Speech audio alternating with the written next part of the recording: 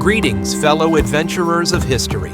I'm Phileas Kronos, your trusted guide through the labyrinth of time. Today, we embark on a thrilling journey to uncover the intertwined sagas of two legendary groups, the Franks and the Normans.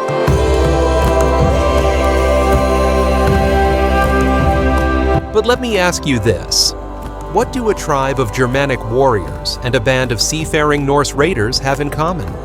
Well, far more than you might imagine.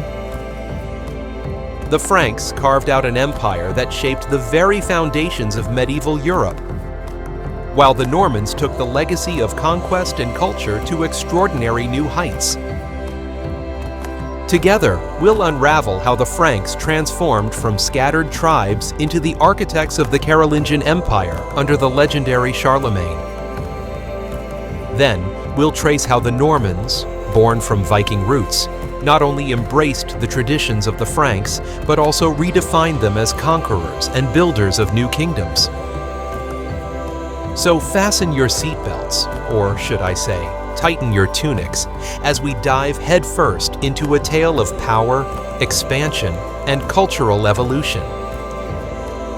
Are you ready to journey through the ages?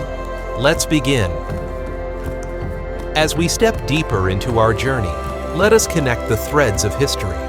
The Franks and the Normans, though separated by time and origin, share a remarkable interplay of influence.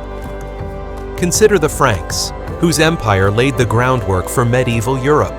Their political and cultural structures served as a blueprint for the Normans, who inherited and adapted these systems. From the administrative practices of Charlemagne's empire to the Christian faith that shaped their worldview, the Franks set a precedent that the Normans embraced with their unique flair. Yet, the relationship was not one-sided. The Normans, with their dynamic spirit and military innovations, brought fresh energy to the legacy of the Franks. Their conquests and cultural contributions revitalized and extended the influence of Frankish traditions far beyond their original borders. By exploring these historical connections, we uncover a story of continuity and transformation, one that illustrates how two distinct groups left an indelible mark on the world. So, what bridges the past and the future? Let's find out together. Every great story needs a purpose, and this tale is no different. Why should we delve into the intertwined histories of the Franks and the Normans? Because their legacy is the bedrock of much of medieval Europe's evolution. In this video, we aim to present a comprehensive narrative, one that captures the rise of the Franks as unifiers of fragmented tribes, and the Normans as architects of bold conquests. From the monumental achievements of Charlemagne to the far-reaching impact of Norman expansions, our story will highlight how power reshaped boundaries, how faith united diverse peoples, and how cultures evolved through interaction and adaptation. Our goal is not just to recount history, but to explore the ripple effects these groups had on the world. From governance to architecture, warfare to diplomacy, their influence is vast and enduring. So, dear viewer, prepare to witness a tale of ambition and innovation, told through the lens of history's most fascinating actors. The journey begins now.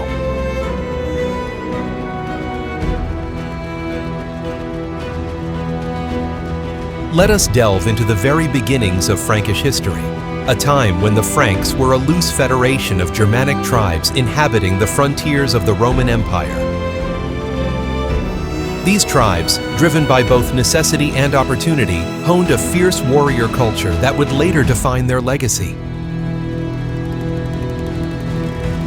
What set the Franks apart was not just their skill in battle, but their remarkable ability to adapt and thrive amid the collapse of Roman authority. One of the earliest pivotal figures was Childeric I, a warrior king of the Salian Franks. Childeric, ruling in the 5th century, was not only a military leader, but also a shrewd diplomat. His alliances with the collapsing Roman Empire, including a notable pact with Aegidius, the Roman military commander of Gaul, allowed the Franks to gain favor and expand their influence. His burial at Tournai, discovered centuries later, revealed a treasure trove of golden bees and ornaments, symbols of his power and status, emphasizing the wealth and prestige he brought to the Frankish realm. Childeric's legacy, however, was merely a prologue to the transformative reign of his son, Clovis. Clovis emerged as a unifier, consolidating the fragmented Frankish tribes through a combination of military conquest and political acumen. His victory at the Battle of Soissons in 486 marked the beginning of Frankish dominance in Gaul, as he decisively defeated the remnants of Roman authority. Yet, Clovis's most significant act was his conversion to Christianity. According to legend, after invoking the Christian god during a crucial battle and achieving victory, Clovis vowed to adopt the faith. In 496, with the support of his wife, Clotilde, Clovis was baptized in Reims by Saint Remigius, a moment that symbolized the Franks' alignment with the Roman Church. This act not only strengthened Clovis's rule, but also set the stage for the Franks to become defenders of Christendom in Europe.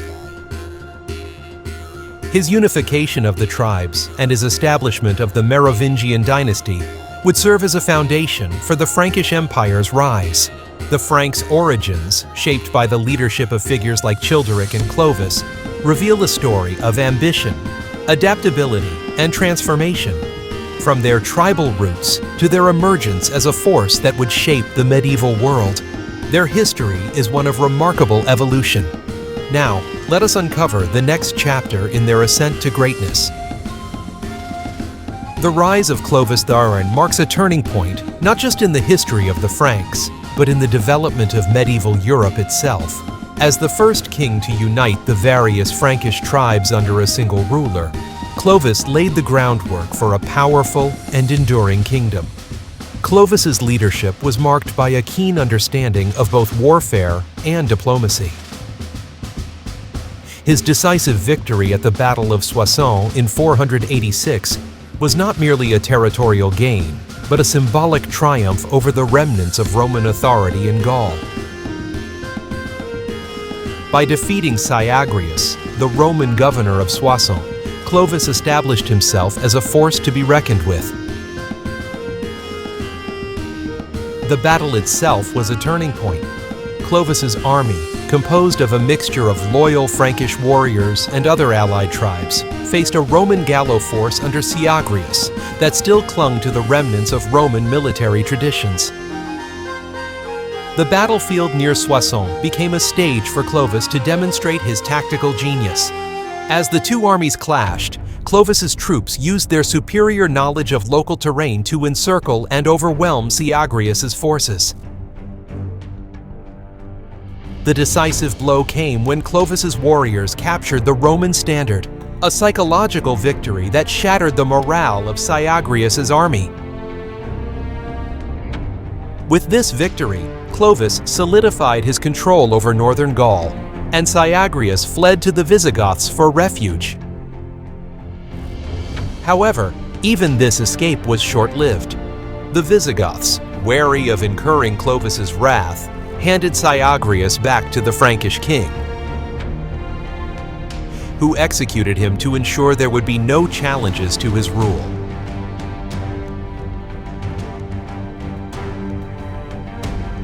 What made Clovis's reign particularly transformative was his strategic embrace of Christianity.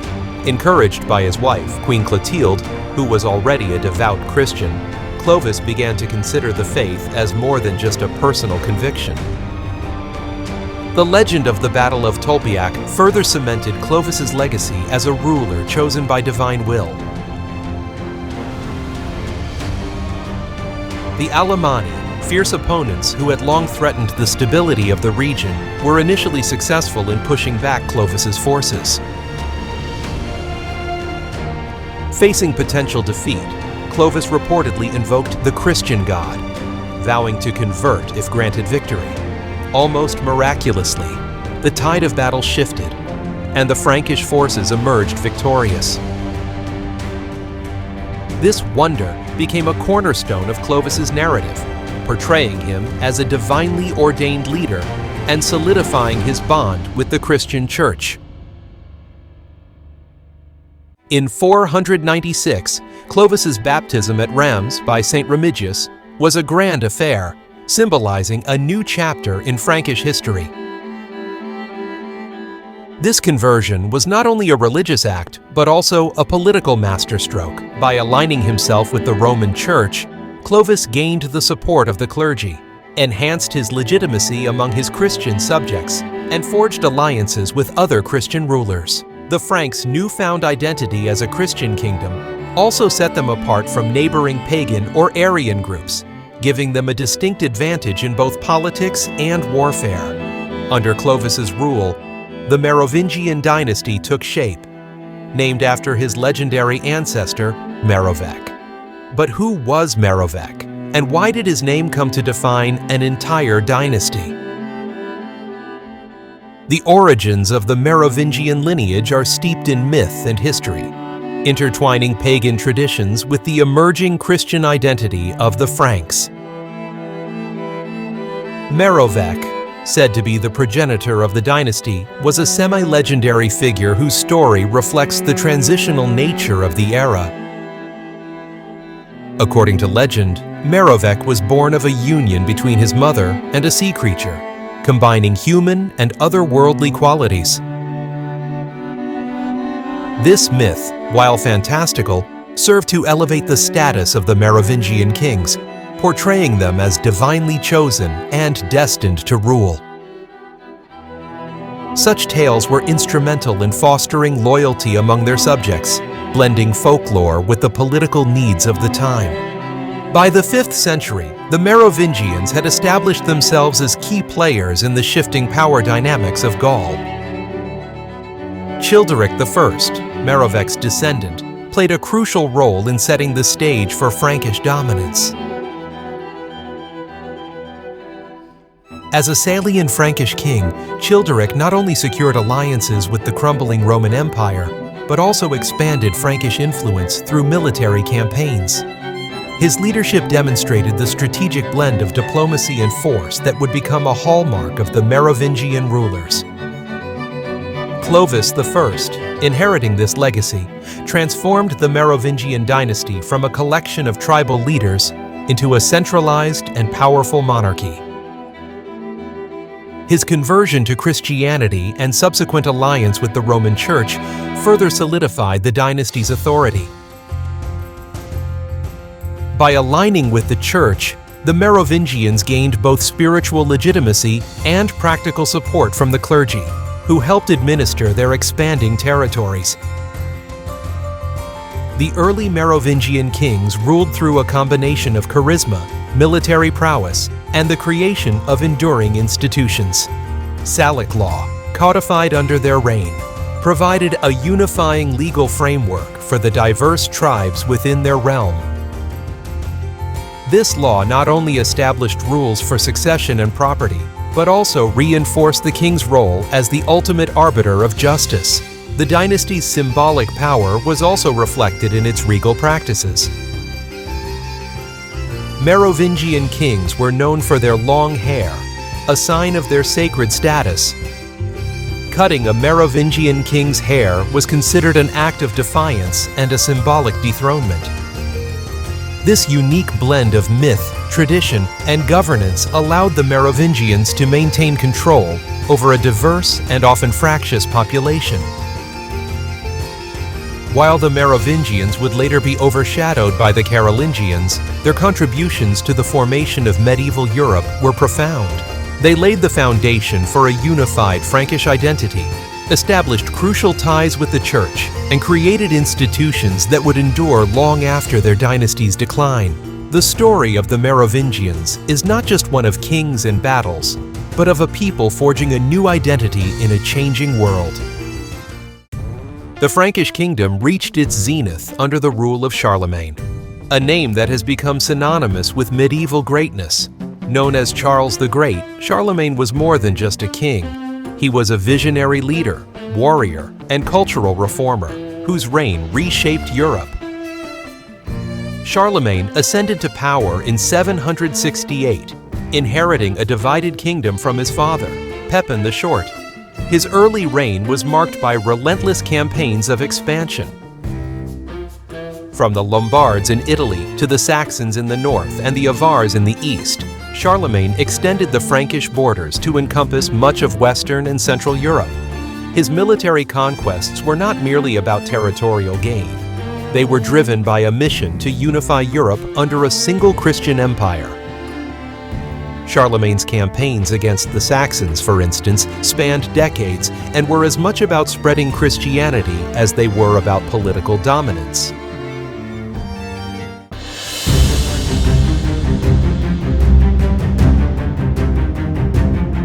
The Saxon Wars were fueled by fundamental differences between the Saxons and the Franks. The Saxons, deeply tied to their pagan beliefs and decentralized tribal system, clashed with the Frankish desire to impose Christian rule and consolidate political authority.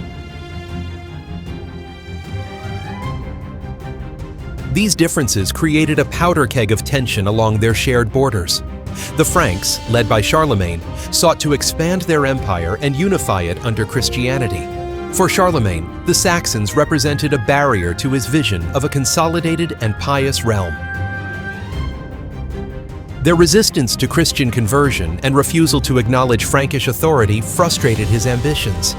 On the Saxon side, their societal structure played a critical role in their defiance. Unlike the centralized Frankish state, Saxon society was built around autonomous tribal units, each with its own leadership and traditions.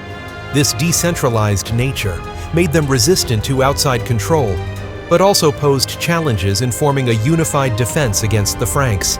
Religious differences further deepened the divide. While the Franks viewed Christianity as a unifying and civilizing force, the Saxons saw their pagan traditions as central to their identity. The Frankish push to convert the Saxons by force was seen as an existential threat, fueling their determination to resist. Geography also contributed to the conflict. The dense forests and rivers of Saxon territory created natural barriers that frustrated Frankish campaigns, but also limited the Saxons' ability to coordinate their defenses. The shared border became a zone of frequent skirmishes, raids, and retaliatory attacks, setting the stage for decades of warfare. The Saxon Wars were not inevitable, but they were the result of a long history of tensions over culture, religion, and power. The roots of this conflict highlight the deep-seated differences that made reconciliation so difficult and ensured that the wars would be among the most brutal and protracted in early medieval Europe. The Saxon Wars reached their peak under the relentless campaigns of Charlemagne. Determined to subdue the Saxons and expand his empire, Charlemagne employed a combination of military force, strategic alliances, and psychological tactics that pushed the Saxons to their limits. The Frankish campaigns were methodical. Charlemagne's forces crossed the Rhine into Saxon territory, targeting key settlements and sacred sites. The Irminsul, a symbol of Saxon spirituality, was among the first casualties. Its destruction intended to demoralize the Saxons and undermine their resistance. Charlemagne's strategy relied on overwhelming force. His armies, well-trained and equipped, conducted a scorched earth policy, burning villages, seizing livestock, and uprooting Saxon communities. These tactics aimed to disrupt the Saxons' ability to sustain prolonged resistance. Yet the Saxons proved resilient. Under leaders like Witikind, they employed guerrilla tactics, striking Frankish forces in swift, calculated raids before retreating into the dense forests they knew so well. This style of warfare frustrated Charlemagne, who struggled to bring the elusive Saxons to open battle. The campaigns were not without their turning points. The massacre of Verdun in 782 AD remains one of the darkest chapters of the Saxon Wars. After a particularly intense rebellion led by Witikind, Charlemagne sought to make an example of captured Saxon warriors. In a calculated act of terror, approximately 4,500 Saxon prisoners were executed in a single day under Charlemagne's orders. The executions were carried out near the town of Verdun, intended to send a clear message of the consequences of resistance. The massacre of Verdun had immediate and lasting impacts. For the Saxons, it was a devastating loss that underscored the ruthlessness of the Frankish campaigns. The executions targeted not just warriors, but the morale and cohesion of the Saxon people. However, instead of quelling resistance, this act further inflamed the resolve of many Saxons, particularly among those loyal to Witikind. The event became a symbol of their struggle against an overwhelmingly powerful enemy. On the Frankish side, the massacre was a calculated measure aimed at breaking the back of the rebellion, but it also showcased the lengths to which Charlemagne was willing to go to secure his objectives. It revealed the brutal realities of empire building in the medieval period, where power was often asserted through fear and overwhelming displays of force. Over time, the Franks adapted their approach, combining military might with political diplomacy. Charlemagne offered amnesty to Saxon leaders willing to convert to Christianity and submit to Frankish rule. These concessions, coupled with relentless pressure, gradually wore down Saxon resistance. By the end of the campaigns, the Saxons were defeated, their lands incorporated into the Frankish Empire. Charlemagne's relentless advance had achieved his goals, but at the cost of decades of bloodshed and the loss of a way of life for the Saxons. One of the most defining moments of Charlemagne's reign occurred on Christmas Day, in the year 800, when he was crowned Emperor of the Romans by Pope Leo III in St. Peter's Basilica. This coronation marked the revival of the Roman imperial tradition in the West, a powerful statement of the union between the Frankish monarchy and the Church. The title signified not only Charlemagne's dominance over Western Europe, but also his role as a protector of Christendom. Charlemagne's contributions extended far beyond the battlefield. He was a patron of the arts and education, ushering in a period often referred to as the Carolingian Renaissance. Under his rule, monasteries became centers of learning, preserving and copying classical texts. He also reformed the Frankish administration, standardizing laws and appointing counts to govern regions, ensuring a balance of power across his vast empire. The emperor's legacy was also evident in his architectural projects. The Palatine Chapel in Aachen, where he established his court, stands as a testament to his ambition and cultural vision. This iconic structure combined classical Roman, Byzantine, and Germanic elements, symbolizing the fusion of traditions that defined Charlemagne's empire. However, Charlemagne's reign was not without challenges. Managing such a vast and diverse empire required constant vigilance. His system of missi dominici, royal envoys sent to oversee local rulers, helped maintain control, but revealed the difficulty of governing such an expansive domain. Charlemagne's death in 814 marked the end of an era, but his influence endured. His empire laid the groundwork for the Holy Roman Empire and set a precedent for the integration of secular and religious authority. The legacy of Charlemagne is one of unification, innovation, and the enduring power of leadership. As we explore his reign, we see not only a man of immense ambition, but also a ruler whose vision reshaped the course of history. The decline of the Carolingian Empire is a story of fragmentation, rivalry, and the inevitable challenges of governing a vast and diverse territory. Following the death of Charlemagne in 814, his empire was inherited by his son, Louis the Pious. Though well-meaning and pious, Louis struggled to maintain the cohesion and authority that his father had established.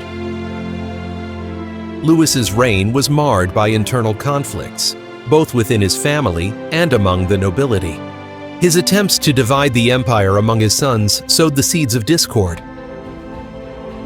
The Frankish tradition of partible inheritance, where lands were divided among heirs, clashed with the realities of ruling a unified empire. This practice led to repeated disputes and power struggles that weakened central authority. The pivotal moment in the empire's decline came in 843 with the Treaty of Verdun. After years of civil war between Charlemagne's grandsons, Lothair, Charles the Bald, and Louis the German, the empire was divided into three distinct regions.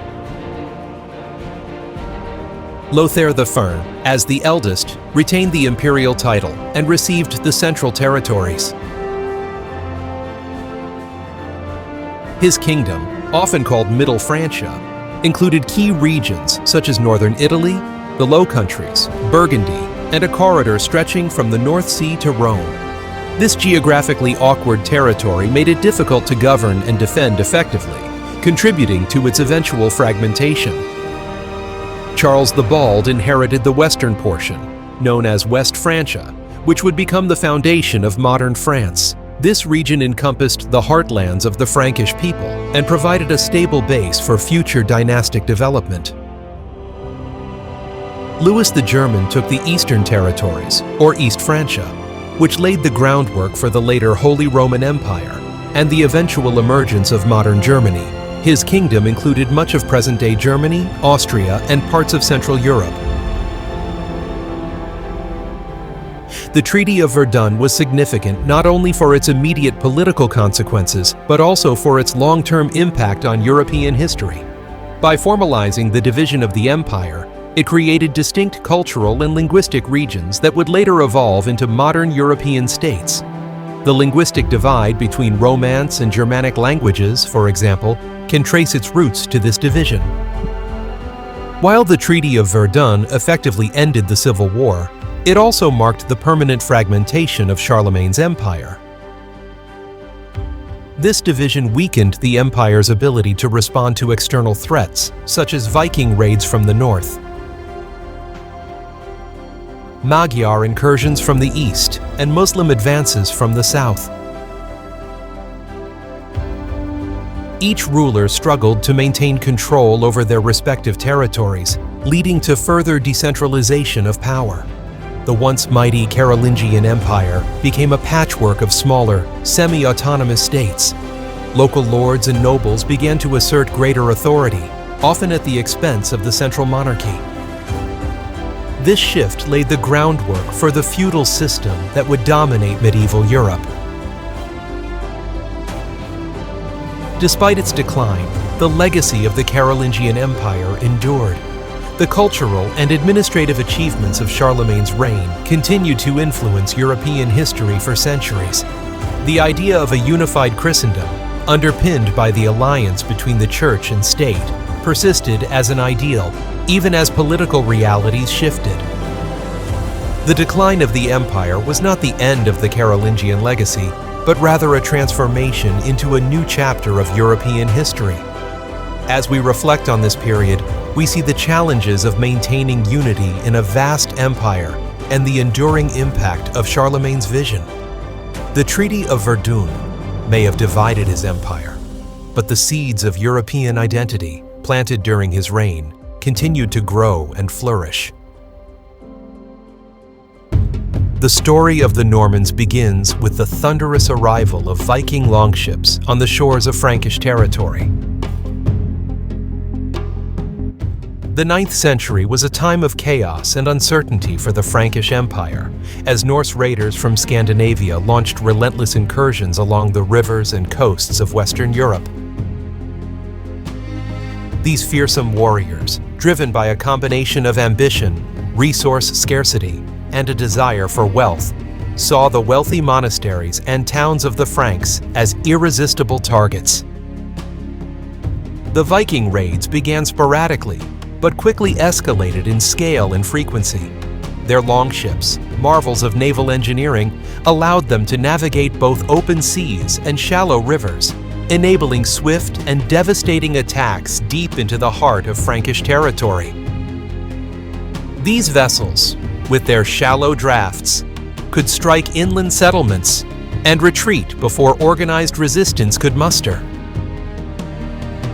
Monasteries, such as those at Nantes and Paris, bore the brunt of these assaults. For the Vikings, monasteries were particularly appealing targets, often unfortified yet housing vast treasures of gold, silver, and sacred relics. The sheer unpredictability of Viking attacks sowed terror among the Frankish population. Raids would come without warning, leaving a trail of destruction and desolation. Entire villages were burned, crops destroyed, and communities shattered. For the Franks, these incursions exposed glaring weaknesses in their military and defensive strategies. The motivations of the Vikings were as varied as their methods. For some, these raids were opportunities to gain wealth and prestige. For others, they were a means of survival in the harsh Scandinavian climate, where arable land was scarce. Viking society placed immense value on displays of bravery, wealth, and success in battle. Leaders who returned with riches and captives solidified their power and influence within their communities. The allure of fame and the promise of plunder made raiding a vital component of Viking culture. The Frankish response to the Viking threat evolved over time. Early efforts to repel the raiders were often disorganized and localized, relying on hastily assembled militias. However, the devastation wrought by the Vikings forced the Franks to adapt. Charles the Bald, one of Charlemagne's grandsons, initiated reforms aimed at strengthening the empire's defenses. Key locations along major rivers, such as the Seine, Loire, and Rhône, were fortified.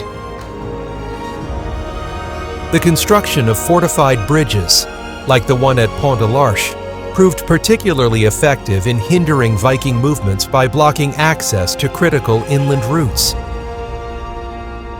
Despite these measures, the Vikings proved to be resourceful adversaries.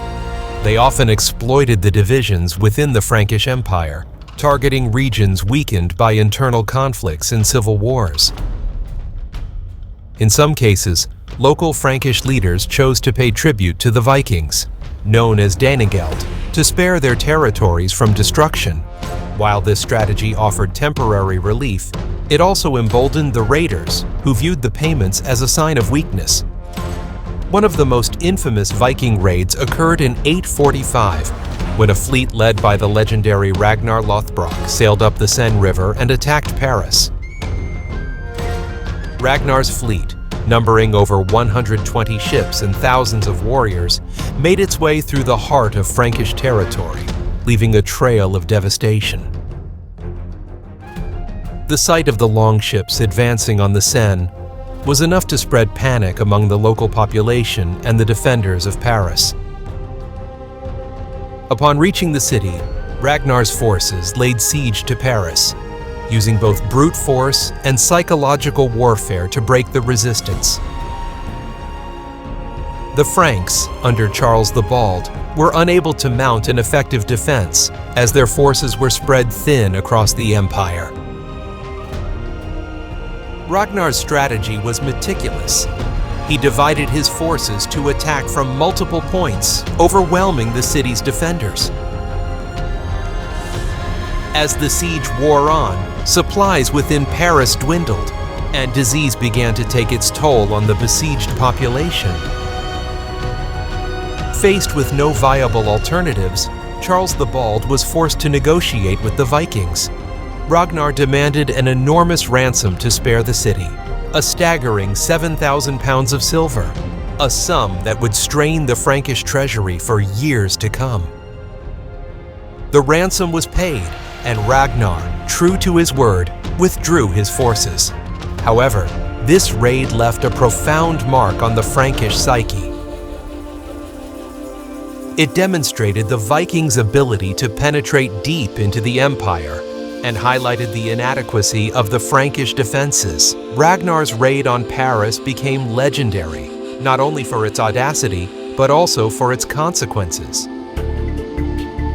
It cemented Ragnar's reputation as one of the greatest Viking leaders and showcased the vulnerabilities of the Frankish Empire.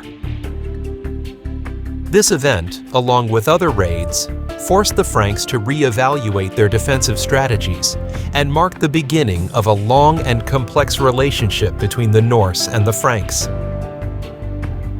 Other notable raids targeted cities like Rouen, Orléans, and Bordeaux, leaving lasting scars on the Frankish landscape.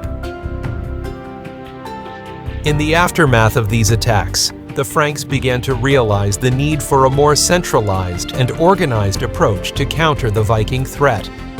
The establishment of professional military units and the strategic use of fortifications gradually improved their ability to resist incursions. The persistence of Viking raids ultimately led to significant political and cultural changes within the Frankish Empire. These Norse incursions, though destructive, set the stage for the eventual integration of the Vikings into Frankish society, paving the way for the creation of Normandy.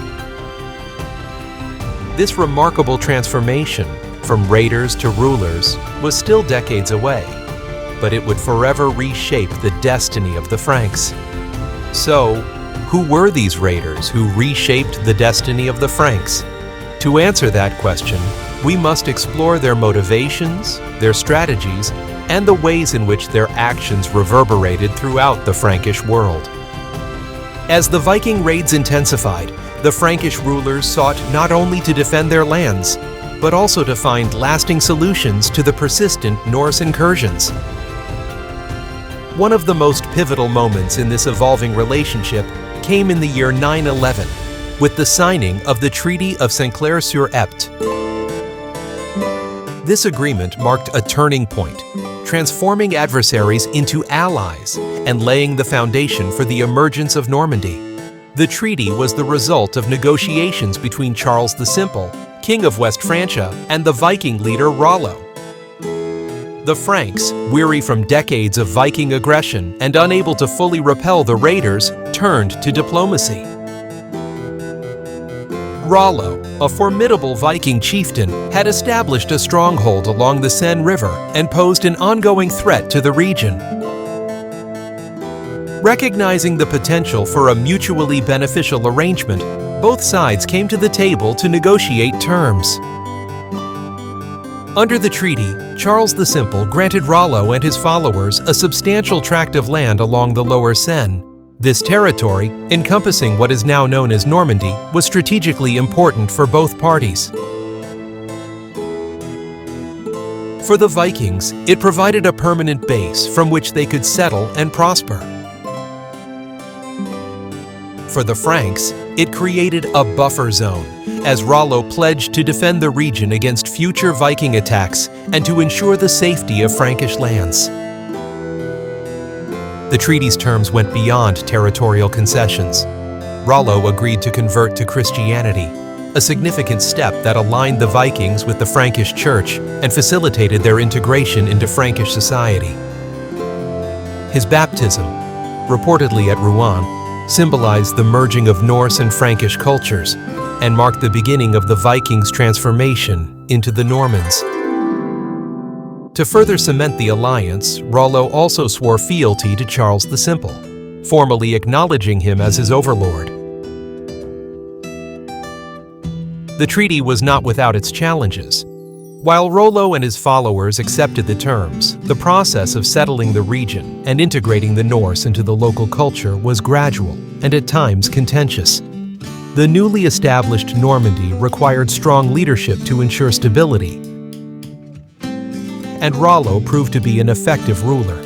He introduced reforms to encourage agriculture and trade, transforming the region from a war-torn frontier into a prosperous and stable territory. One of the most fascinating aspects of the treaty was the symbolic oath of fealty. According to some accounts, Rollo initially refused to perform the traditional act of kneeling and kissing Charles the Simple's foot, a gesture of submission. Instead, he ordered one of his warriors to perform the act on his behalf, but the warrior, in a display of Viking defiance, lifted Charles's foot so high that the king fell over. While this anecdote may be apocryphal, it reflects the cultural tensions and evolving power dynamics between the two sides. The implications of the Treaty of Saint-Clair-sur-Epte were profound. By granting land to the Vikings, the Franks effectively neutralized a major threat, while simultaneously integrating the Norse into their political and cultural framework. The newly established region of Normandy became a model of assimilation, where Norse traditions blended with Frankish customs, language, and law.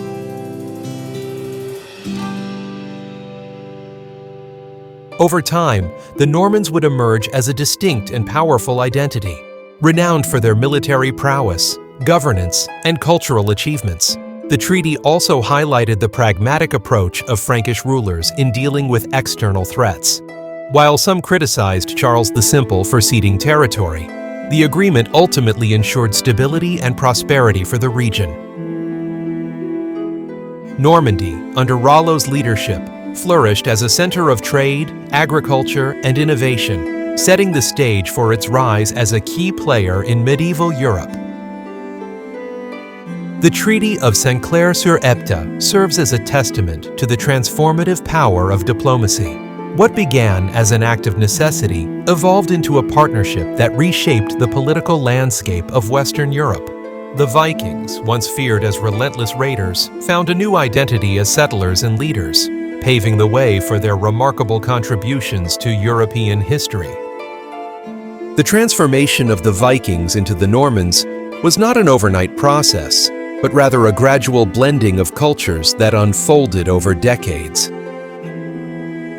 Following the Treaty of Saint-Clair-sur-Epte, the Norse settlers in Normandy began a remarkable journey of assimilation, merging their Scandinavian traditions with the customs and values of the Franks. One of the most significant steps in this integration was the adoption of Christianity. Rollo's baptism, as agreed upon in the treaty, set the tone for the widespread Christianization of his followers. Churches were built throughout Normandy, and Norse religious practices were gradually replaced with Christian rituals.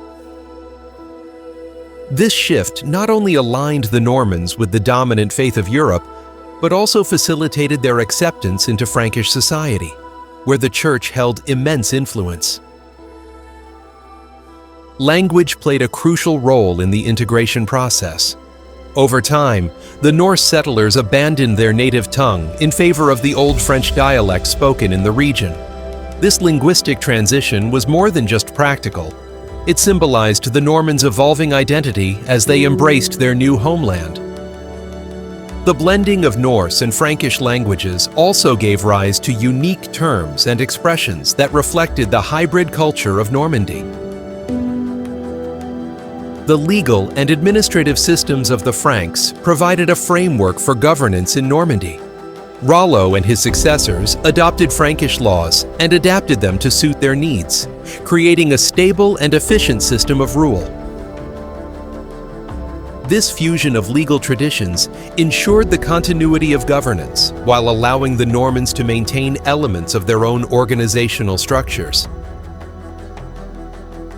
Economically, the integration of the Vikings brought significant benefits to Normandy. The Norse settlers, skilled in seafaring and trade, revitalized commerce in the region. Normandy's ports became bustling centers of exchange, connecting the region to trade networks across Europe and beyond. Agricultural practices also flourished under the leadership of the Normans, who implemented reforms to increase productivity and ensure food security. Culturally, the Normans retained aspects of their Viking heritage even as they embraced Frankish traditions. Their reputation for military innovation, for instance, reflected a blend of Norse and Frankish tactics. The Normans became renowned for their use of heavy cavalry, a development that would later prove instrumental in their conquests. At the same time, the construction of stone castles and fortified settlements reflected Frankish architectural influences. The integration of the Vikings into Frankish culture was not without its challenges. Conflicts occasionally arose between the Norse settlers and the local Frankish population, particularly in the early years of settlement. However, under the strong leadership of Rollo and his successors, these tensions were gradually resolved, and Normandy emerged as a cohesive and prosperous territory. By the early 10th century, the Normans had established a distinct identity that combined the best of their Norse and Frankish heritage. This hybrid culture would become the foundation for their later achievements, including their expansion into England, Italy, and beyond.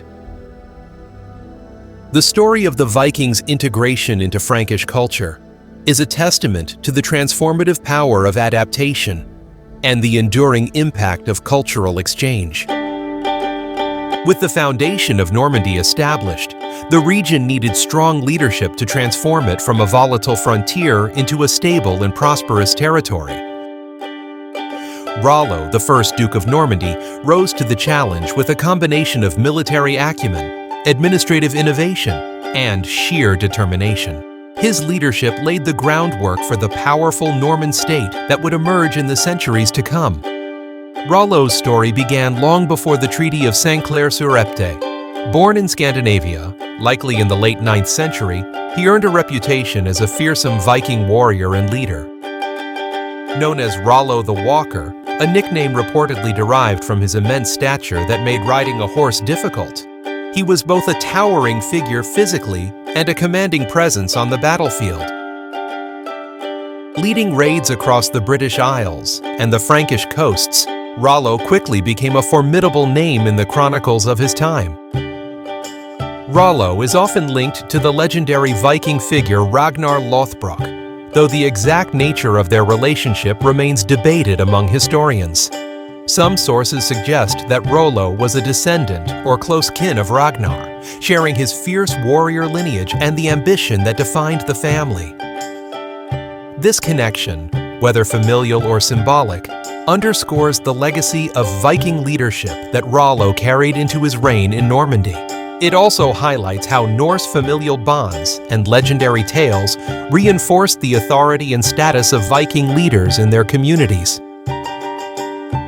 By the early 10th century, Rollo had established himself as a dominant force along the Seine River, using his strategic and military prowess to capture key strongholds. His success in seizing and holding territory forced the Frankish king, Charles the Simple, to negotiate the Treaty of Saint-Clair-sur-Epte, granting Rollo the land that would become Normandy. However, his ambitions did not end with this treaty. Rollo's rule began with the monumental task of stabilizing his new duchy. The lands of Normandy were not an empty frontier but a patchwork of Norse settlers, local Frankish populations, and remnants of previous administrations. To maintain order, Rollo implemented policies to integrate these groups into a cohesive society. He appointed trusted Norse and Frankish leaders to key positions, ensuring loyalty and competence in governance. His court became a center of cultural exchange, where Norse customs intertwined with Frankish traditions, fostering a unique Norman identity. Fortifications became a cornerstone of Rollo's strategy. Recognizing the importance of defending his territory, he oversaw the construction of fortified towns, castles, and defenses along critical points of the Seine River. These fortifications not only deterred external threats, but also served as administrative and economic hubs, enabling trade and prosperity to flourish. Rollo's economic reforms were equally transformative. He encouraged the expansion of agriculture, introducing advanced techniques to improve crop yields and ensure food security. Succession planning was another area where Rollo excelled. Understanding the importance of continuity, he meticulously prepared his son, William Longsword, to inherit a well-organized and prosperous territory.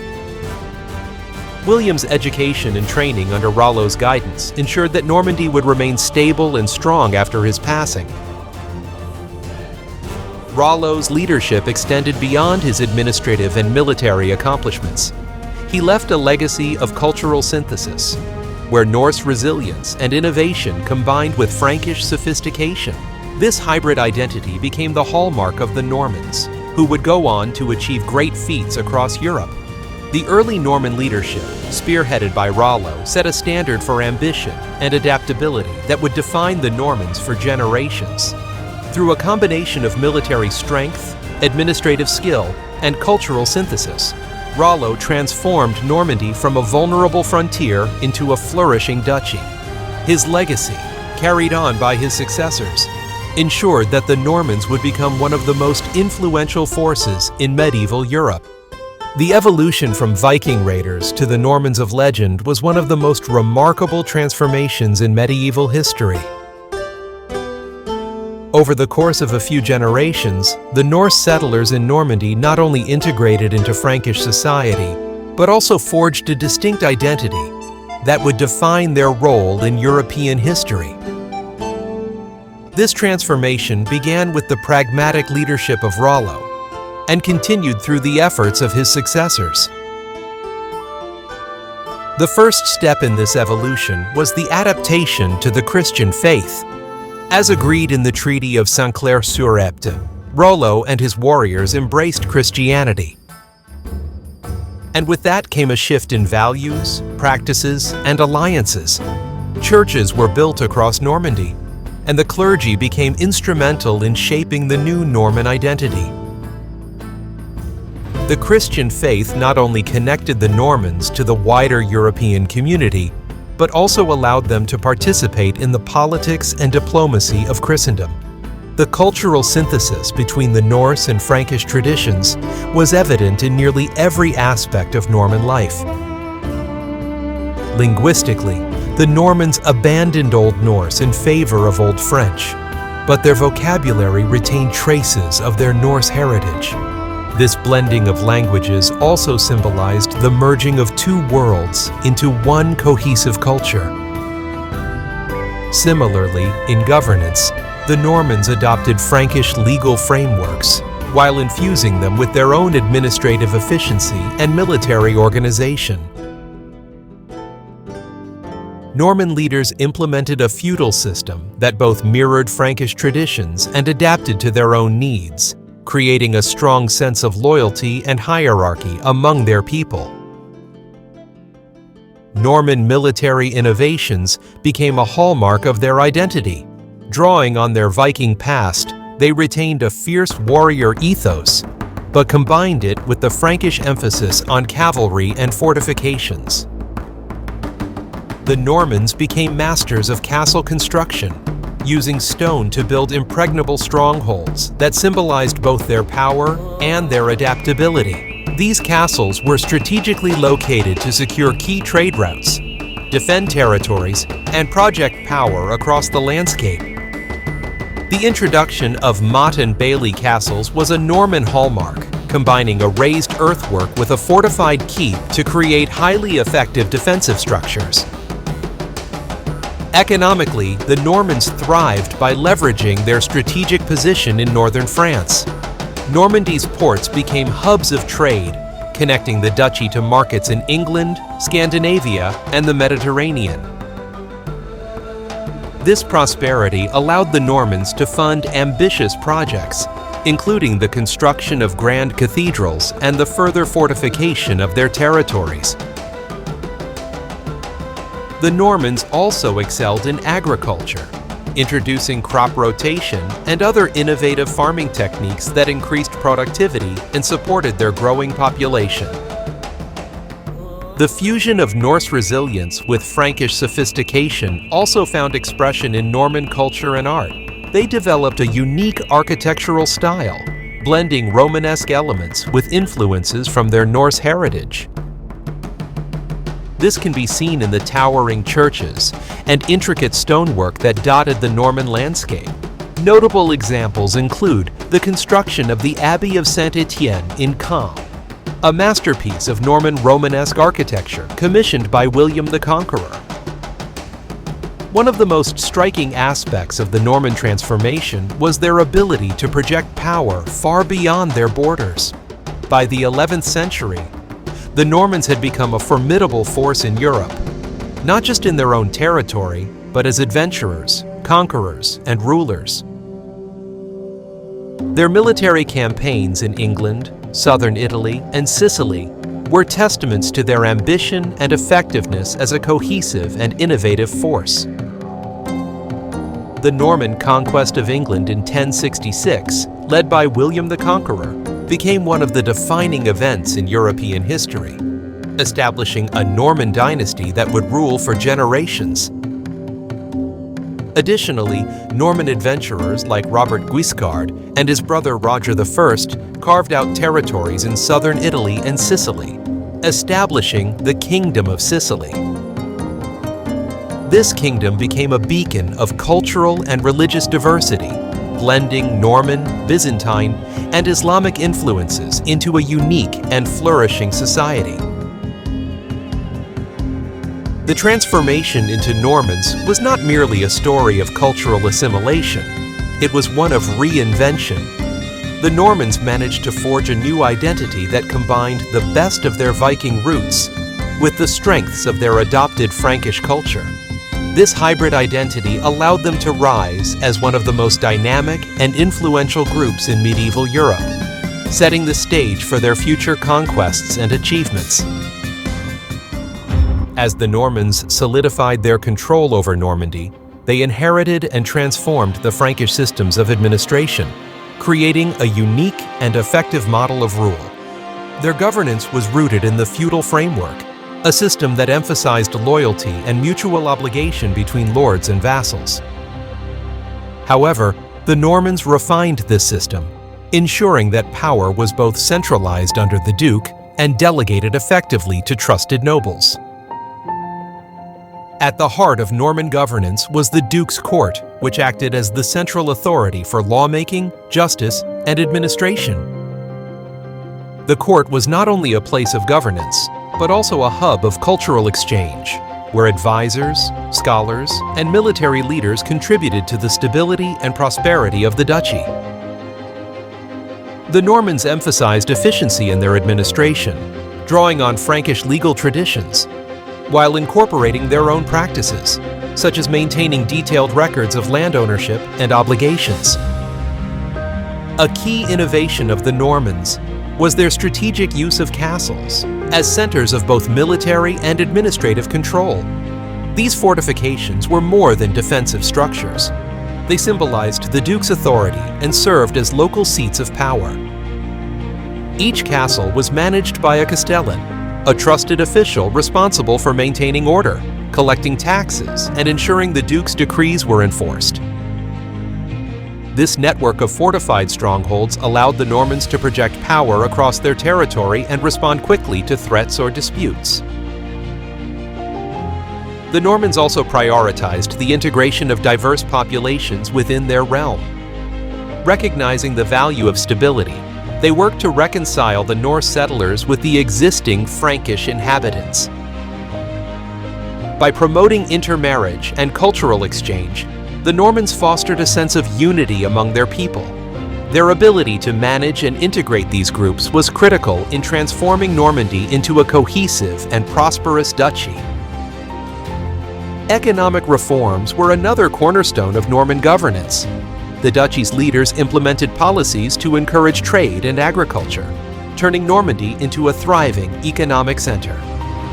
Norman governance extended beyond the borders of their duchy as their influence expanded.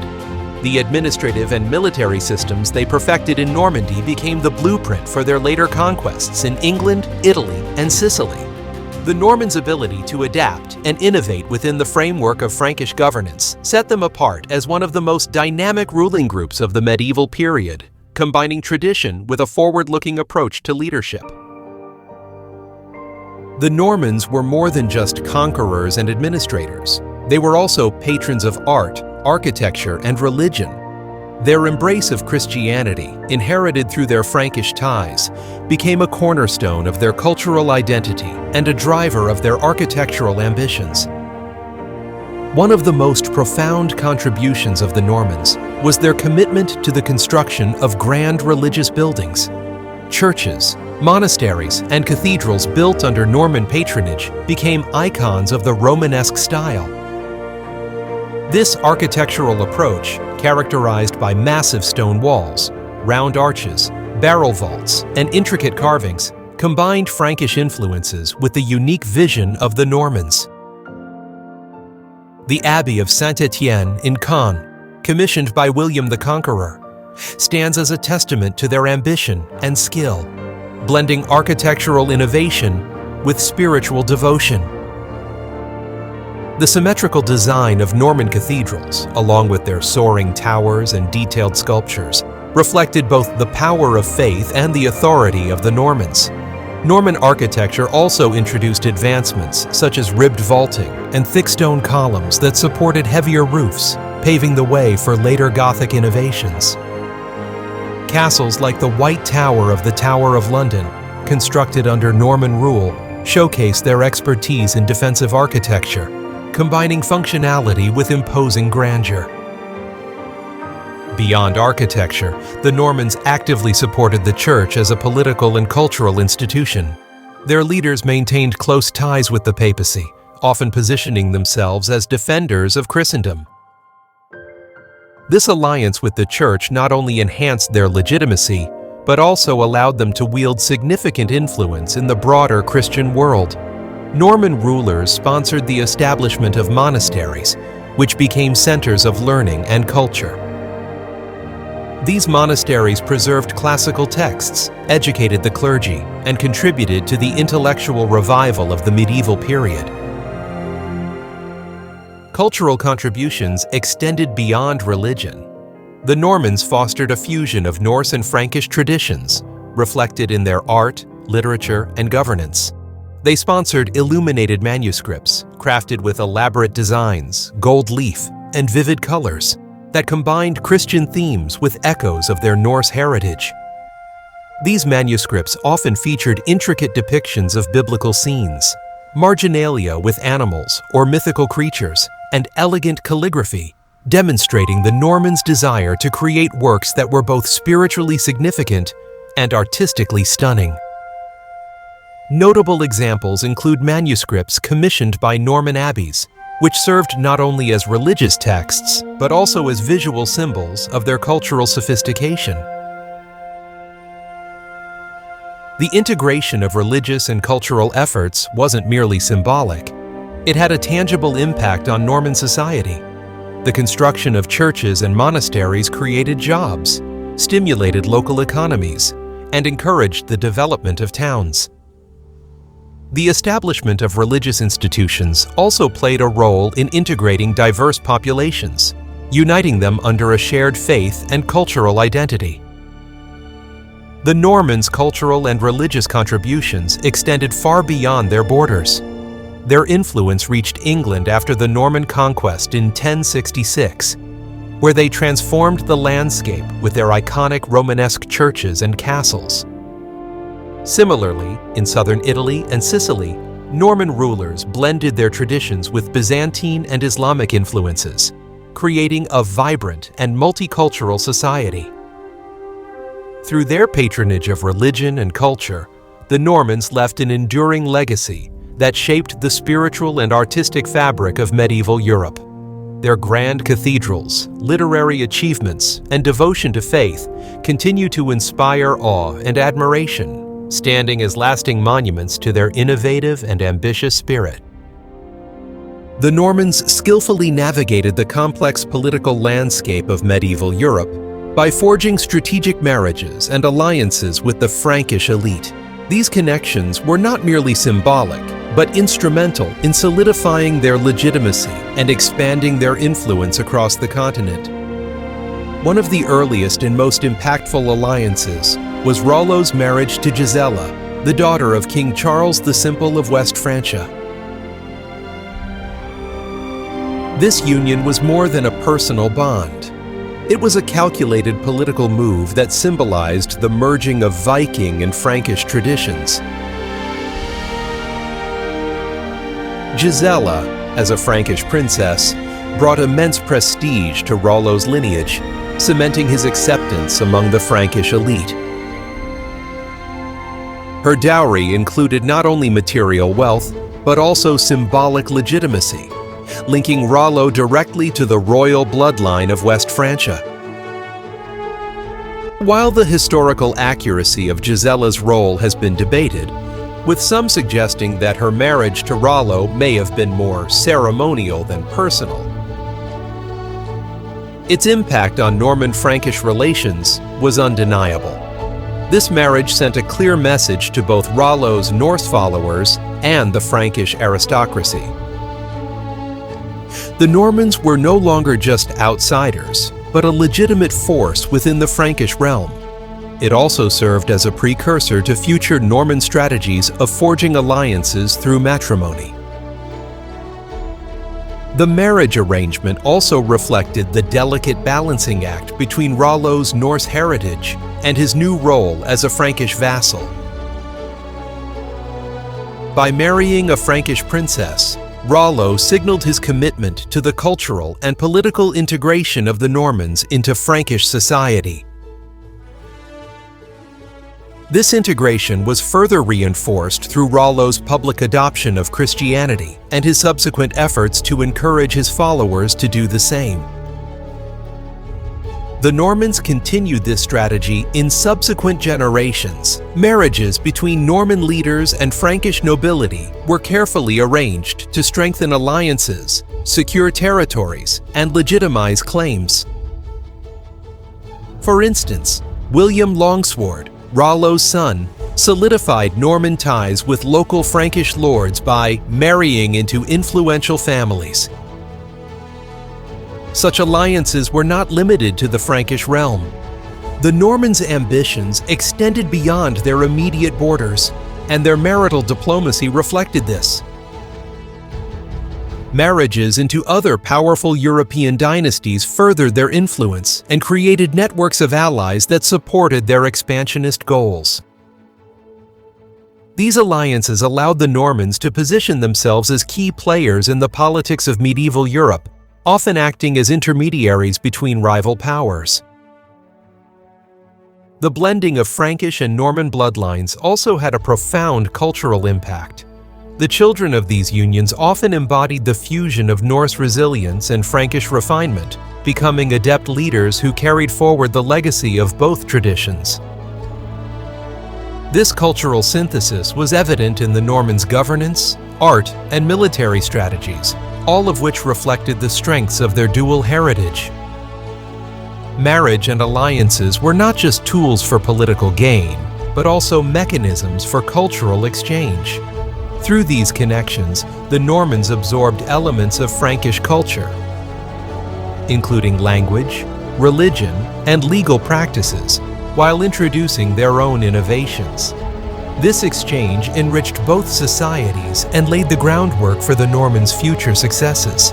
The Normans' strategic use of marriage and alliances demonstrated their adaptability and foresight. By weaving themselves into the fabric of Frankish society and beyond, they secured their place as one of the most influential groups in medieval Europe. Their legacy as masterful diplomats and bridge builders between cultures remains a testament to their enduring impact on history. The Normans' military prowess was one of the defining characteristics of their identity, built on their Viking heritage and refined through the influence of Frankish traditions. By combining their seafaring roots with advanced cavalry tactics and fortification strategies, the Normans established themselves as one of the most formidable military forces of the medieval period. At the core of Norman military strength was their mastery of cavalry. The Normans were pioneers in the use of heavy cavalry, employing well-trained knights armed with lances, swords, and shields. Their disciplined cavalry formations, supported by well-organized infantry, allowed them to execute devastating charges that broke enemy lines and secured decisive victories. The use of the stirrup, an innovation that provided greater stability to mounted warriors, was a game-changer in Norman warfare, giving their knights unparalleled effectiveness on the battlefield. Fortifications also played a crucial role in their military strategy. The Normans perfected the construction of motte and bailey castles, which combined an elevated earthwork mound, the motte, with a fortified courtyard, the bailey. These castles were quick to build and provided strong defensive positions, serving as both military outposts and administrative centers. As their resources grew, the Normans transitioned to building stone castles, such as the White Tower in London, which became enduring symbols of their power and authority. The Normans' military campaigns were marked by strategic brilliance and adaptability. One of their most famous conquests was the Norman invasion of England in 1066. Led by Duke William II, better known as William the Conqueror. The invasion was sparked by a succession crisis following the death of Edward the Confessor, which left the English throne contested by William, Harold Godwinson, and Harold Hardrada of Norway. William's preparations for the invasion were meticulous. He secured the support of the Pope, who blessed his campaign and provided him with a banner of legitimacy. He also assembled a formidable army of Norman knights, infantry, and archers, supported by a fleet of ships to cross the English Channel. The invasion force landed at Pevensey on the southern coast of England in September 1066, establishing a strong defensive position. The decisive moment came on October 14, 1066, at the Battle of Hastings. William's forces faced the Anglo-Saxon army led by Harold Godwinson. The battle was a grueling, day-long engagement, characterized by William's tactical ingenuity. The Normans used feigned retreats to lure the Anglo-Saxon forces out of their strong defensive shield wall, creating opportunities for Norman cavalry and archers to exploit gaps in the enemy's lines. By the end of the day, Harold was killed. Tradition holds he was struck in the eye by an arrow, and his army was routed, leaving William victorious. The Norman conquest of England was not just a military triumph, but a transformative event in English history. William established himself as king and implemented sweeping changes to the political, social, and cultural fabric of England. The Normans introduced the feudal system, redistributed land to Norman lords, and replaced the Anglo-Saxon aristocracy with a new ruling elite. The construction of iconic castles, such as Windsor and the Tower of London, solidified Norman authority and reshaped the English landscape. The Normans' ambitions extended far beyond England. In southern Italy and Sicily, Norman adventurers like Robert Guiscard and Roger I carved out territories that became the Kingdom of Sicily. This kingdom was a melting pot of cultures, blending Norman, Byzantine, and Islamic influences. The Normans' military expertise allowed them to defeat both local rulers and larger empires, establishing a prosperous and multicultural realm that became a beacon of innovation and trade. The Normans' military success was also rooted in their ability to integrate diverse forces into their armies. They recruited local allies, mercenaries, and vassals, creating multi-ethnic armies that reflected the regions they conquered. This inclusivity not only strengthened their forces, but also helped them consolidate power in newly acquired territories. Norman expansion was driven by more than just conquest. It was underpinned by a vision of governance and cultural exchange.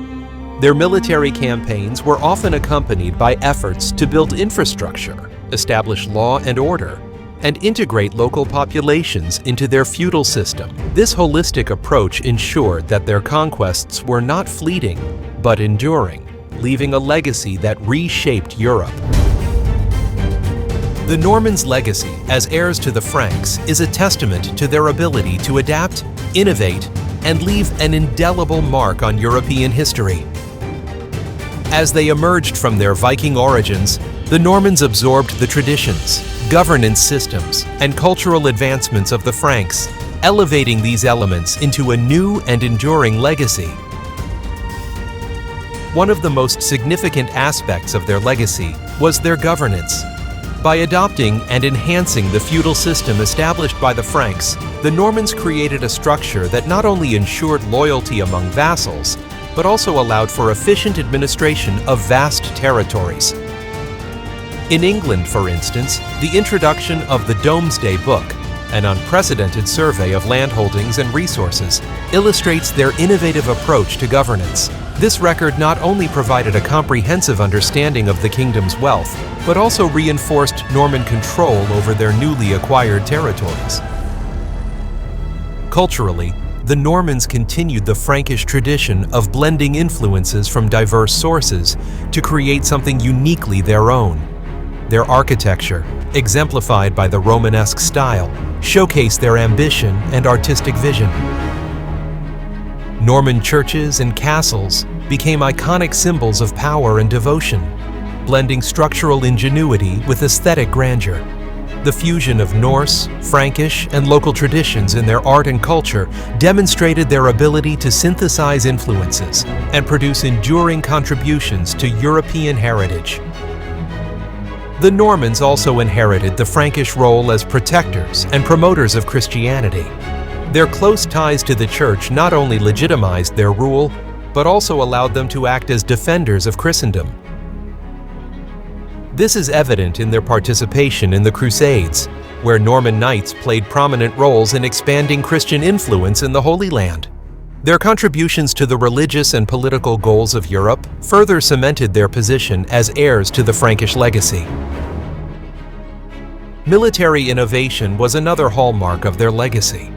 The Normans refined Frankish cavalry tactics, developing strategies that would dominate medieval warfare for centuries. Their emphasis on fortifications, including the widespread use of stone castles, reflected both their pragmatic approach to defense and their understanding of the importance of projecting power. These military innovations not only secured their own territories, but also influenced the strategies of other European powers. The inclusion of the Battle of Benfleet in 894 AD offers a glimpse into the evolution of Norman military tactics and their Viking roots. This battle, fought during the height of Viking activity in England, saw Norse forces, many of whom were ancestors of the future Normans, clash with Anglo-Saxon armies under King Alfred the Great. The victory at Benfleet was a testament to the adaptability and martial prowess of the Norse, showcasing their ability to fortify positions, utilize naval strength, and launch coordinated assaults. The lessons learned during such engagements would later be refined and adapted into the Norman military playbook, blending Viking boldness with Frankish discipline and strategy. The Normans' legacy extended far beyond their borders. In England, the transformation of the political, cultural, and social landscape under Norman rule left an enduring imprint. Similarly, in southern Italy and Sicily, the Normans created a multicultural kingdom that became a beacon of innovation and coexistence. Their ability to blend Byzantine, Islamic, and Latin traditions into a cohesive society showcased their adaptability and vision. As heirs to the Franks, the Normans carried forward the ideals of cultural synthesis, innovation, and governance, while adding their own dynamic spirit of conquest and ambition. Their legacy is one of resilience and reinvention, serving as a bridge between the Viking past and the medieval European future. Even today, the Norman influence can be seen in the languages, architecture, and cultural traditions they helped shape, reminding us of their extraordinary impact on history.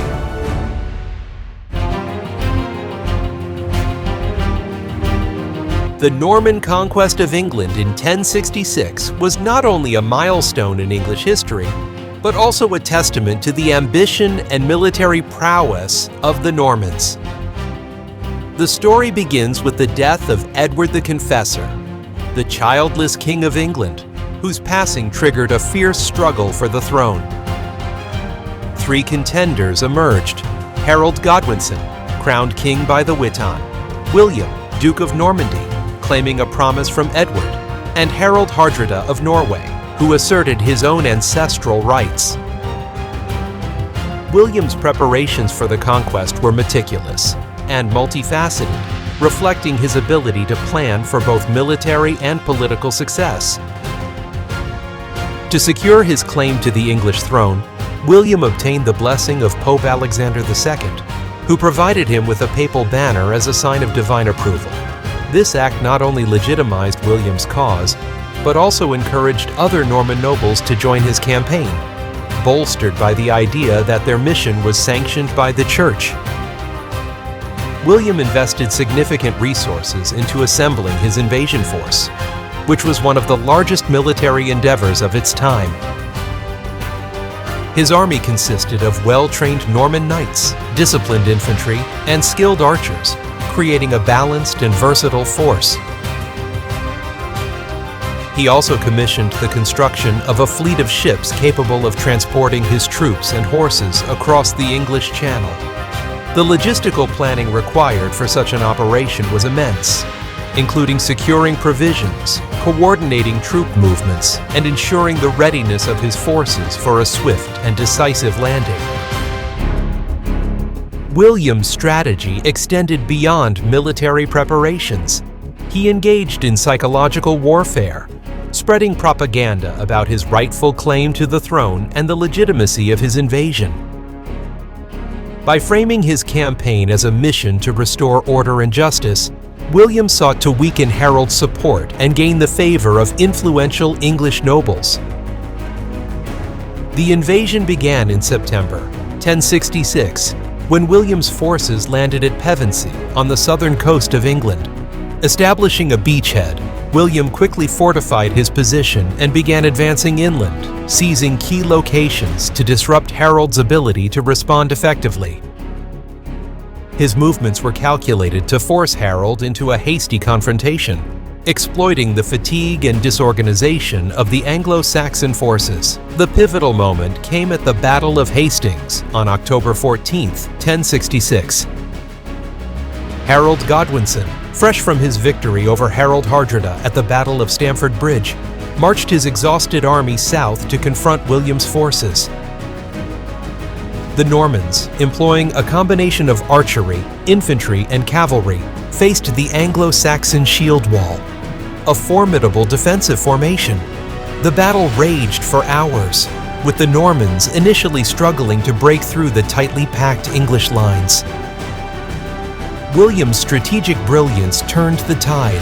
By employing feigned retreats, his forces lured sections of the Anglo-Saxon army away from their strong defensive positions, creating vulnerabilities that the Norman cavalry exploited. The use of archers to soften enemy positions and cavalry to deliver decisive blows demonstrated William's ability to coordinate complex battlefield tactics. The turning point came when Harold was struck down, according to legend, by an arrow to the eye, leaving the English forces leaderless and demoralized. The Normans emerged victorious, securing William's claim to the throne. The impact of the Norman Conquest was profound. William was crowned King of England on Christmas Day 1066, marking the beginning of a transformative era.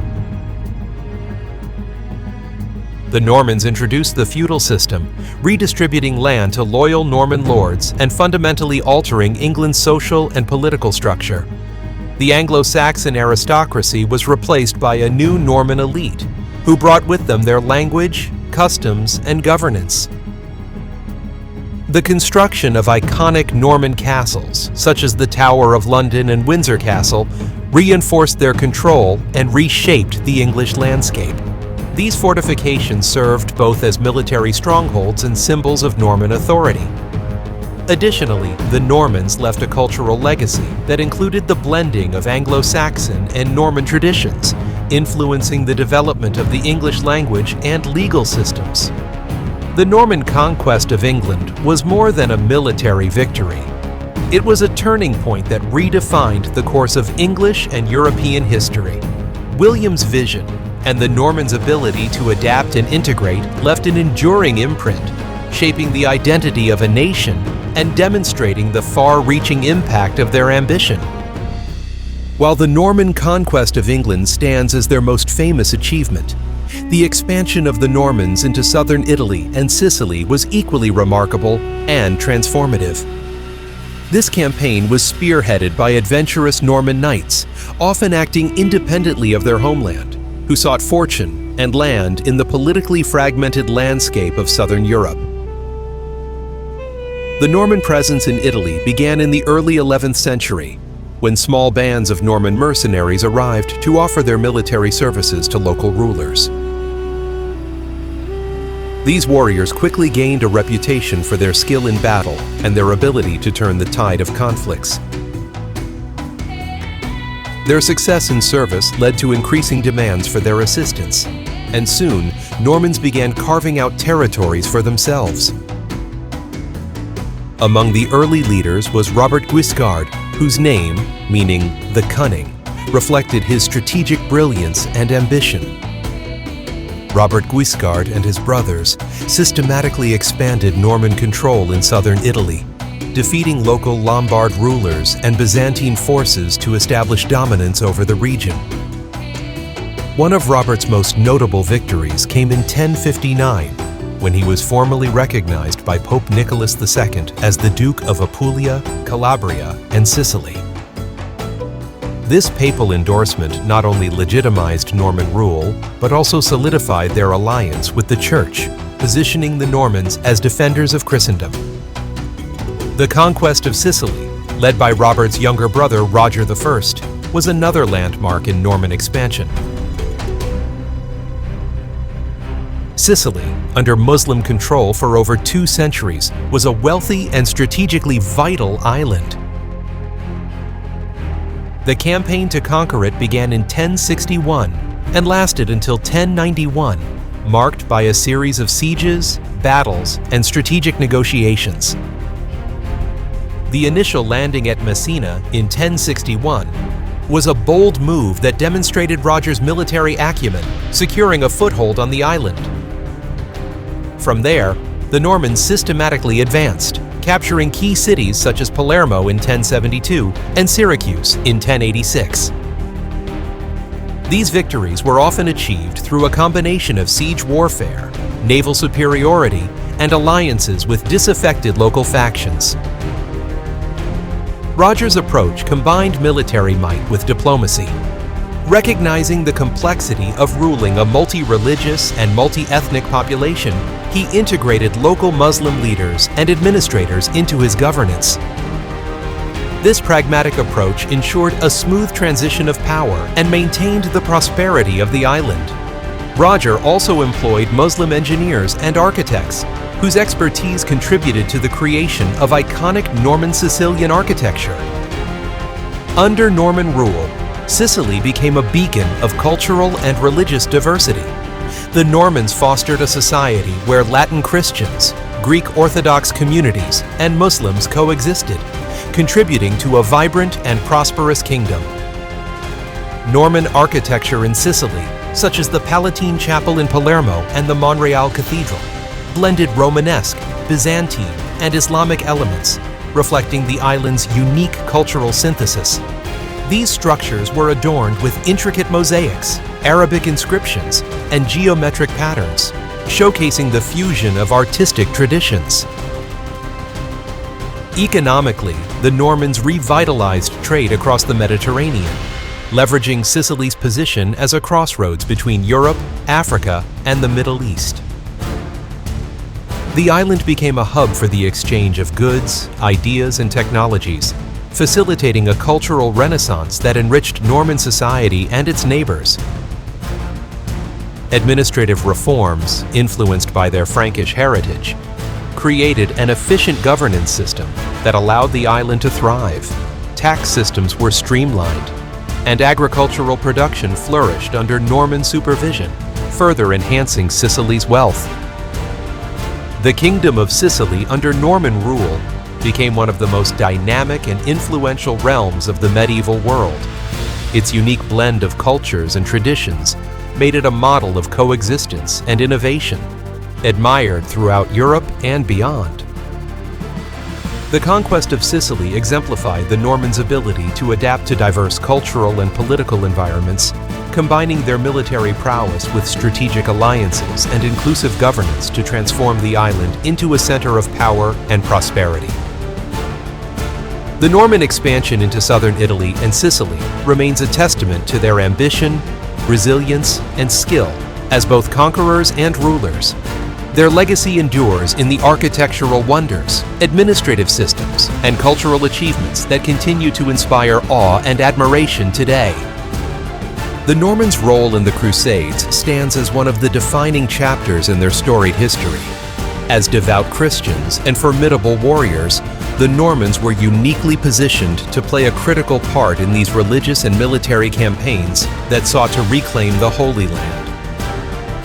The Norman involvement in the Crusades began with the First Crusade, 1096 to 1099. A massive effort initiated by Pope Urban II to unite Christendom against Muslim rule in Jerusalem. Among the prominent Norman leaders who joined this campaign was Bohemond of Taranto, the son of Robert Guiscard. Bohemond's ambition and military acumen made him a pivotal figure in the early stages of the crusade. He led Norman forces across the Adriatic and through Byzantine territory, ultimately joining the larger Crusader army as it advanced into the Levant. Bohemond's leadership shone during the Siege of Antioch, 1097 to 1098, one of the most grueling and strategically significant battles of the First Crusade. Antioch, a heavily fortified city with towering walls and well-defended gates, was a critical stronghold on the route to Jerusalem. The Crusaders, including the Normans, laid siege to the city for several months.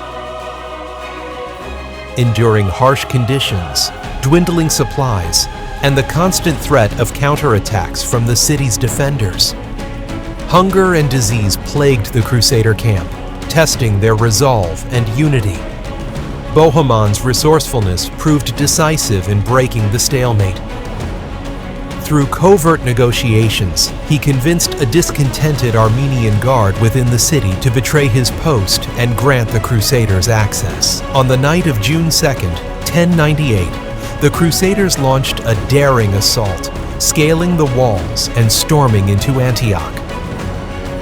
The Normans, leading the charge, were instrumental in capturing key positions within the city and routing its defenders. Their relentless fighting spirit ensured the Crusaders secured control of Antioch. But their victory was immediately followed by a dire challenge. Just days after capturing the city, the Crusaders found themselves besieged by a massive Muslim relief army led by Kerboga. Trapped inside Antioch with limited supplies, the Crusaders faced the prospect of annihilation. It was during this crisis that Bohemond's leadership once again proved critical. He rallied the Crusader forces, inspiring them to hold their ground and prepare for a decisive confrontation. The turning point came when the Crusaders, emboldened by the discovery of the Holy Lance, a relic believed to be the spear that pierced Christ's side, launched a desperate counterattack. Bohemond and the Normans spearheaded the assault, their heavy cavalry smashing through Kerboga's forces with disciplined ferocity. The relief army was routed and the siege was lifted, solidifying the Crusaders' hold on Antioch. Bohemond declared himself Prince of Antioch, establishing a Norman-led state that would remain a key power in the region for decades. Under Norman rule, Antioch became a center of trade, culture, and military strength, reflecting the Normans' ability to adapt and thrive in diverse environments. The Normans' contributions extended beyond the battlefield. They brought their expertise in fortifications to the Holy Land, constructing castles and strongholds that became critical to the Crusaders' ability to hold territory. These structures, such as the Croix des Chevaliers, showcased the Normans' architectural ingenuity and their commitment to securing the frontiers of Christendom. Norman knights were also renowned for their prowess in open battle. Their heavy cavalry, disciplined infantry, and innovative tactics often gave them an edge against larger and more established Muslim forces.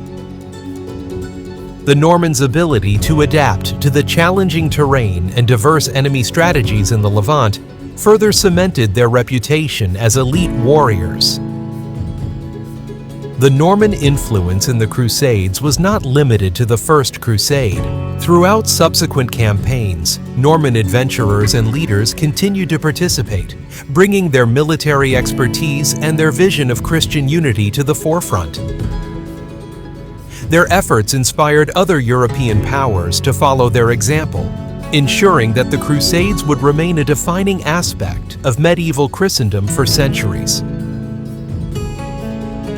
The Normans in the Crusades exemplify their dual identity as warriors and builders. They were not only conquerors, but also architects of a new cultural and political landscape in the Holy Land. Through their military achievements, administrative innovations, and unwavering faith, the Normans left a legacy in the Crusades that echoed their broader contributions to medieval Europe. The Normans' legacy in governance and architecture is one of their most enduring contributions to medieval Europe.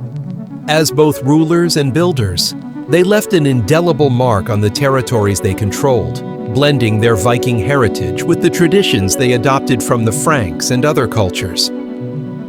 In governance, the Normans excelled at adapting and refining existing systems to suit their needs. They embraced the feudal system, which had its roots in Frankish tradition, and transformed it into a highly effective means of administration. This hierarchical structure, based on loyalty and mutual obligation, allowed them to govern vast and diverse territories efficiently. In England, the Domesday Book stands as a testament to their administrative prowess and innovative governance. Commissioned by William the Conqueror in 1085, the Domesday Book was an exhaustive survey of landholdings, resources, and population across England. It was unprecedented in its scope and detail, cataloging everything from the number of plows and livestock to the value of land and the identity of its holders. The survey served multiple purposes. It provided William with a comprehensive understanding of his kingdom's wealth, facilitated the imposition of taxes, and reinforced Norman authority by documenting land ownership. The Domesday Book was also a tool for resolving disputes, as it offered a definitive record of claims and holdings. Its meticulous organization and detail reflect the Normans' emphasis on order and efficiency, and it remains one of the most significant historical records of medieval England. The Normans were also instrumental in advancing the role of law and justice in medieval society. They established clear legal frameworks that balanced centralized authority with local governance, ensuring that their vassals and subjects were both loyal and accountable. This balance of power became a hallmark of Norman rule, enabling them to maintain order and legitimacy in their territories. Architecturally, the Normans revolutionized medieval construction with their adoption and enhancement of the Romanesque style. This style, characterized by massive stone walls, rounded arches, and barrel vaults, reflected their pragmatic yet ambitious approach to building. Norman castles, such as the Tower of London and Rochester Castle, were not only military fortifications, but also symbols of their authority and permanence. These structures combined functionality with grandeur, showcasing their ability to project power through architecture. The Normans' contributions to ecclesiastical architecture were equally significant. They funded and constructed grand cathedrals and abbeys that demonstrated their devotion to Christianity and their artistic vision. The Abbey of Saint-Étienne in Caen, commissioned by William the Conqueror, is a prime example of Norman Romanesque architecture. featuring intricate stonework, soaring towers, and a sense of monumental grandeur. These religious structures often served as centers of learning, culture, and community, further embedding the Normans' legacy in the regions they ruled. In Sicily, the Normans achieved a remarkable fusion of architectural styles, blending Romanesque, Byzantine, and Islamic influences. The Palatine Chapel in Palermo, with its gilded mosaics, Arabic inscriptions, and harmonious design, exemplifies this cultural synthesis. This approach to architecture reflected the Normans' adaptability and their ability to integrate diverse traditions into a cohesive and innovative aesthetic. The Normans' legacy in governance and architecture extended far beyond their immediate territories. Their administrative systems and building techniques influenced other European powers, setting new standards for organization and construction. Their emphasis on order, innovation, and cultural integration left a lasting imprint on medieval Europe, shaping the political and architectural landscapes for generations to come. Through their achievements in governance and architecture, the Normans demonstrated their ability to adapt, innovate, and leave a legacy that transcended borders and eras. Their contributions continue to inspire and captivate, reminding us of their profound impact on the medieval world. The Normans' influence extended far beyond the territories they conquered, leaving a global legacy that reshaped medieval Europe and set the stage for developments in governance, culture, and military strategy for centuries to come. Their ability to adapt and innovate while integrating diverse cultural elements ensured that their impact resonated across borders and eras. One of the most striking aspects of the Norman legacy was their role as cultural synthesizers. Wherever the Normans established their rule, they blended the traditions of the local population with their own Norse and Frankish heritage. In England, this resulted in a fusion of Anglo-Saxon and Norman customs that profoundly influenced the English language, law, and governance. Words of Norman origin became deeply embedded in the English vocabulary, and Norman legal principles laid the groundwork for the common law system still in use today. In Sicily, the Normans created one of the most remarkable multicultural societies of the medieval world. Under their rule, Latin Christians, Greek Orthodox communities, and Muslims coexisted, contributing to a vibrant exchange of ideas and innovations. The Kingdom of Sicily became a hub for scientific, artistic, and architectural advancements, with Norman rulers sponsoring projects that blended Byzantine, Islamic, and Romanesque styles. This cultural fusion not only enriched Sicily, but also influenced neighboring regions through trade and diplomacy. The Normans also transformed military strategy and fortification design. Their mastery of heavy cavalry and castle construction set new standards for medieval warfare. Norman castles, such as those in England and the Holy Land, were more than defensive structures. They were symbols of power, authority, and innovation. These fortifications influenced castle building across Europe, with their designs being replicated and adapted by other powers. Economically, the Normans revitalized trade and commerce in the regions they controlled. In Sicily, they leveraged the island's strategic location to establish trade networks that connected Europe with North Africa and the Middle East.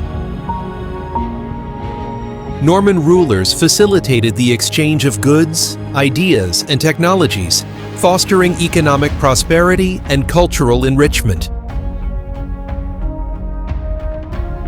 The Normans' global impact was also felt in their participation in the Crusades.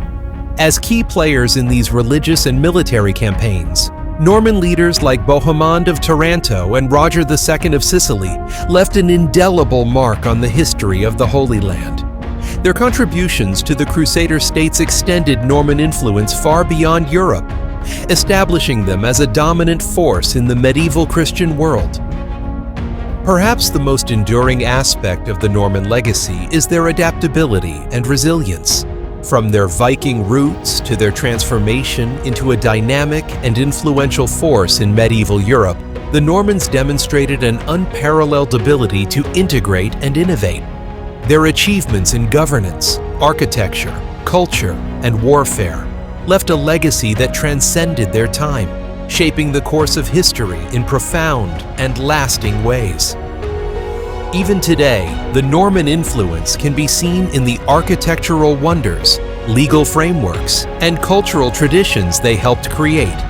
The story of the Normans is a testament to the power of adaptability and ambition, reminding us of their extraordinary role in shaping the medieval world.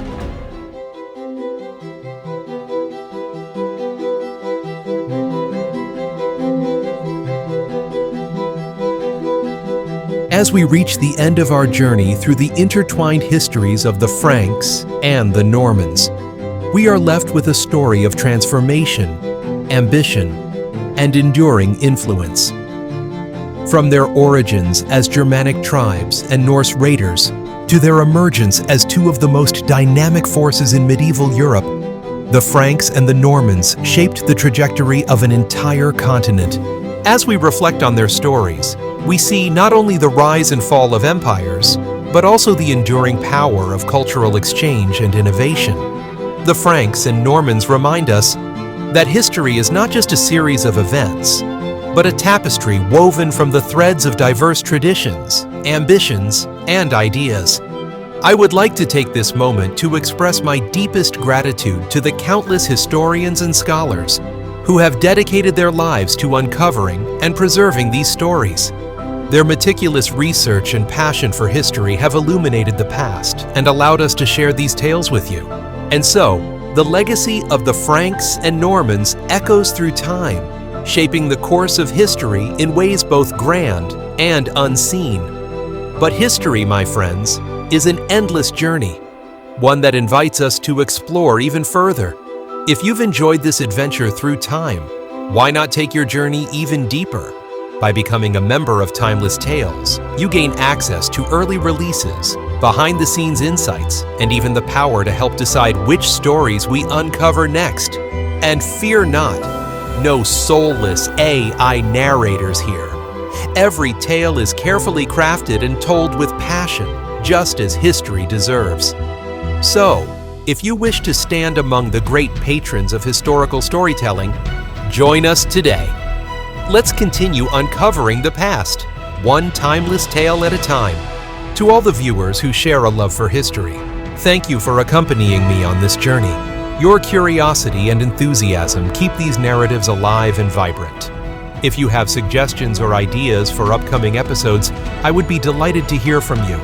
Whether it's a hidden chapter of history, a famous figure, or a topic you're passionate about, let's continue this journey together. And so, dear viewer, as we close this chapter, let us carry forward the lessons of the Franks and the Normans, their resilience, their vision, and their ability to create something enduring from the convergence of cultures. Your journey with me has been invaluable, and together we have explored how history shapes the present and inspires the future. But this is not the end of our story. It is only the beginning of the next chapter. I want to hear from you.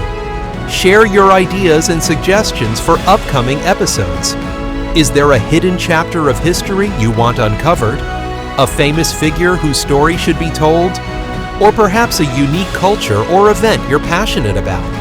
Your voice is essential, and your ideas help shape the adventures we embark on. You can send your suggestions and thoughts in the comments. Together, we can continue weaving these timeless tales into something extraordinary. And while you're here, don't forget to like this video, subscribe to the channel, and hit the bell icon so you never miss a new adventure. Your support helps bring these stories to life and ensures that history remains a vibrant part of our shared journey. And of course, leave your thoughts in the comments. I can't wait to hear what inspires you. Until our next adventure, this is Phileas Kronos, bidding you farewell. Don't forget to share your thoughts and ideas. Your voice is an essential part of this timeless tale.